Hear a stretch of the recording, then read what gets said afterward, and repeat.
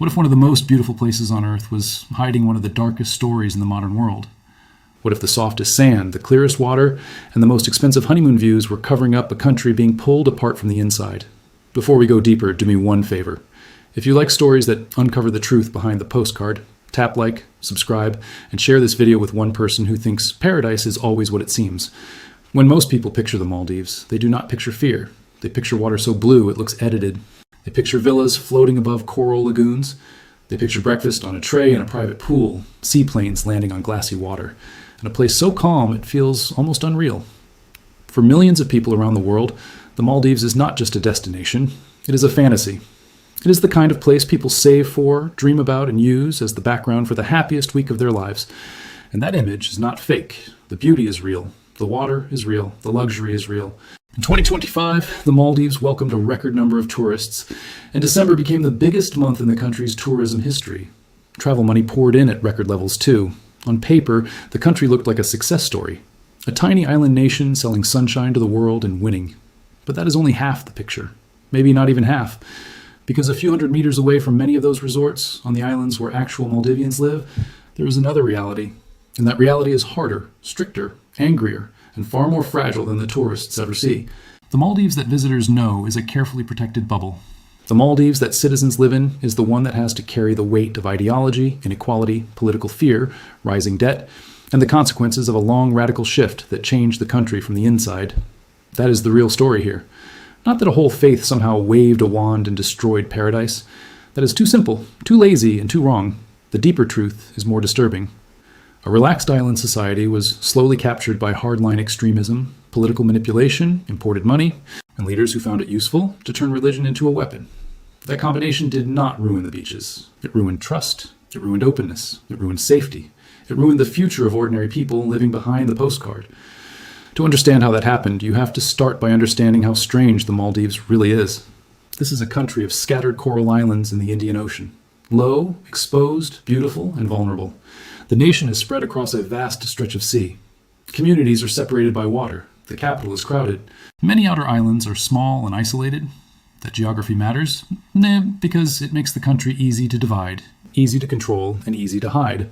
For tourists, the Maldives is one of the most carefully designed experiences on Earth.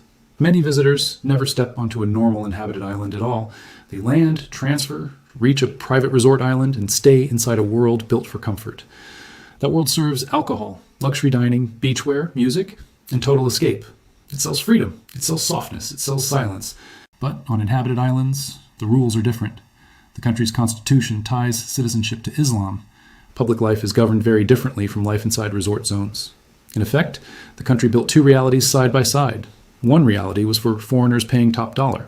The other was for citizens expected to live under stricter social and religious rules.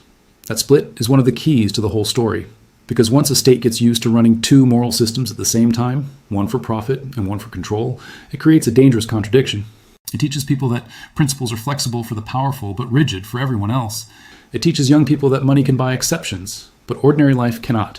And if that gap keeps widening year after year, resentment starts looking for a language. In the Maldives, hardline preachers were ready to provide one. But before we jump to the radical turn, we need to clear away another myth.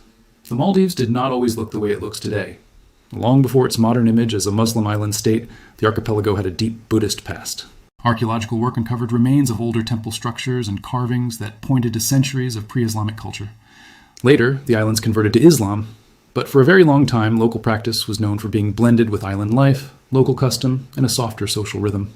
This matters because people often talk as if the Maldives was always destined to become more rigid, more suspicious, more severe. History does not support that idea. For generations, outside observers described island life as open, hospitable, and culturally distinct.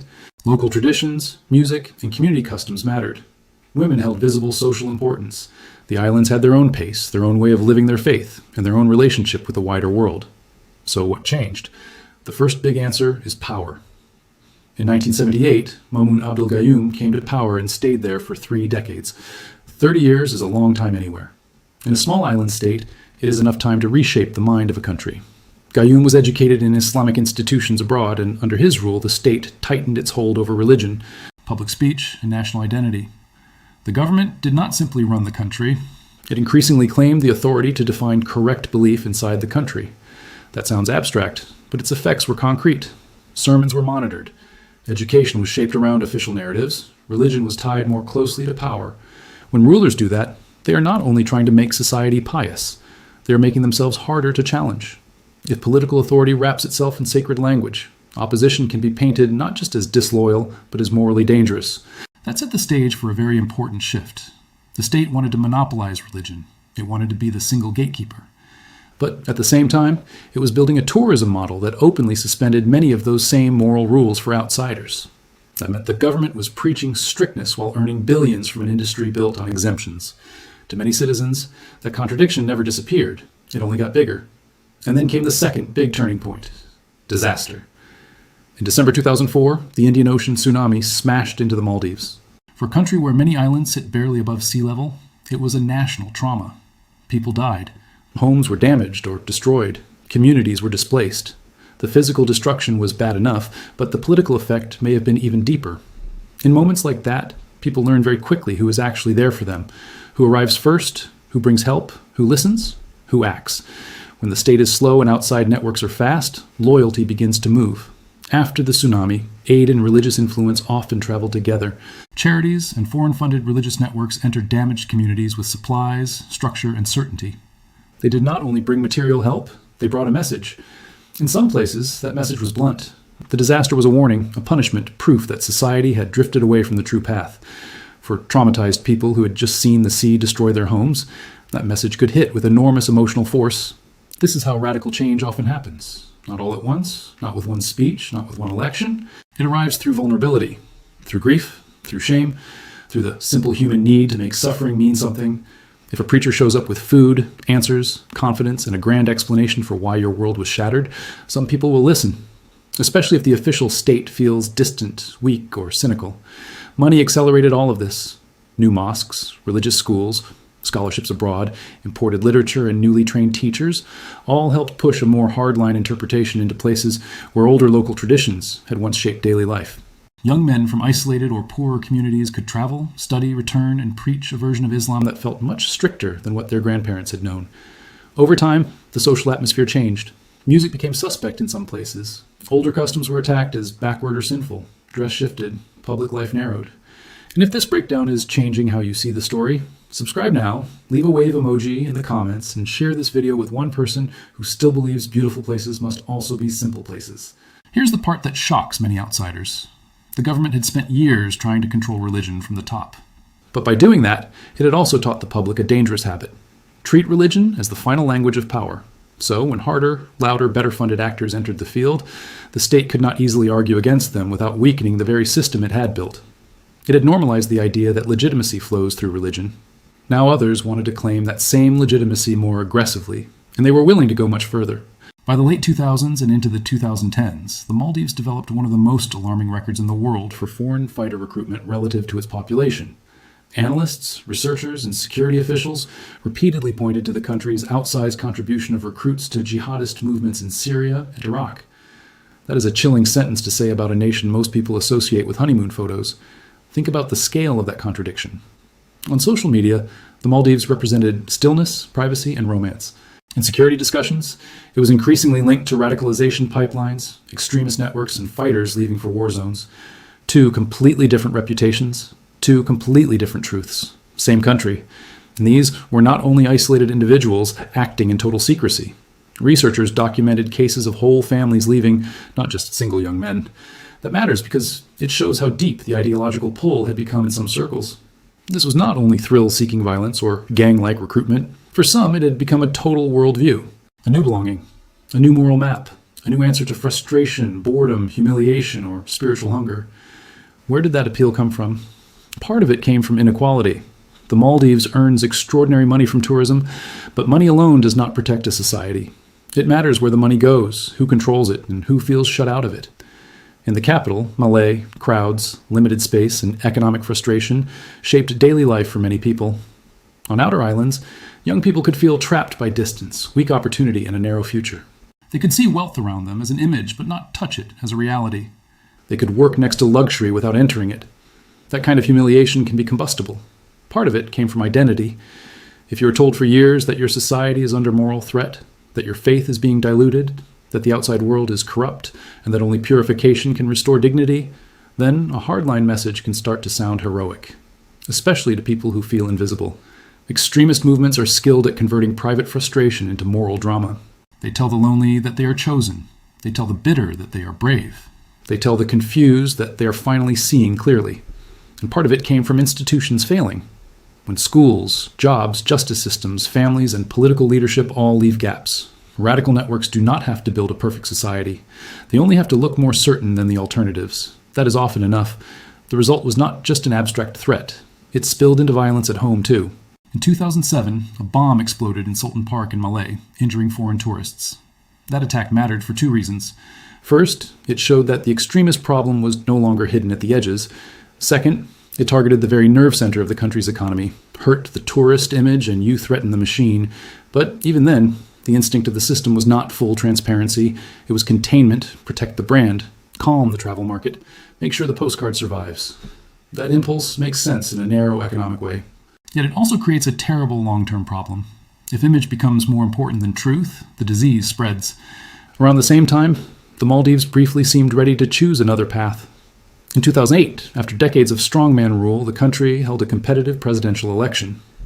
Mohammed Nasheed, a former journalist and political prisoner, became president. To many people, he represented openness, democratic reform, and a different future. Internationally, he became famous for sounding the alarm on climate change. He understood that the Maldives faced not only a political threat, but also an existential, environmental one. For a short moment, the country seemed to breathe differently. There was hope, real hope, the kind of hope that makes people think history can be turned. But hope is not enough when the old machinery still exists underneath the floorboards. Nasheed faced fierce resistance. Religious outrage became a political tool. Opponents framed reform as betrayal. In a country where faith had already been tied so tightly to legitimacy, accusations of being anti-Islam could be devastating. That is one of the ugliest features of politicized religion. Once it becomes a weapon, almost anyone can use it. Authoritarians use it. Opportunists use it. Cowards use it.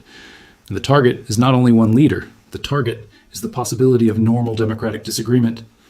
In 2012, after police unrest, Nasheed resigned. However one labels that moment, the message was clear. In the Maldives, democratic reform could be cornered by forces that mixed political muscle with religious mobilization. The center did not hold. After that, things darkened again. Abdullah Yameen, half-brother of the longtime ruler Gayoom, rose to power. During his presidency, critics described growing repression, shrinking civic space, and deeper strains on institutions. The country also leaned more heavily into large-scale borrowing and major infrastructure spending, even as extremist concerns remained unresolved. That combination matters because ideology and debt can feed each other. One hollows out society, the other hollows out the state. Together they create a country that looks stable until suddenly it does not. And then came the human cost that stripped away any illusion that this was only a debate about policy. Yamin Rashid, a blogger known for criticizing both corruption and extremism, had reportedly received threats before his murder in 2017.